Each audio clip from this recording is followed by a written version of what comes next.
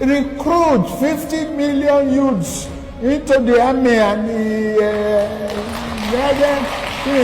take away from their recruitment source. What they will eat? Cassava, àgbàdo, corn in the morning, yam in the afternoon. It's good.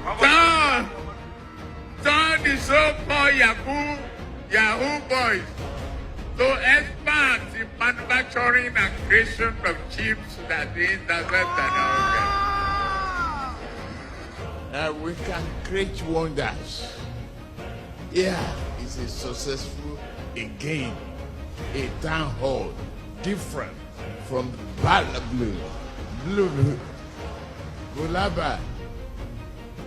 If we reduce the purchasing power of the people, we can further slow down the economy. Let's widen the tax net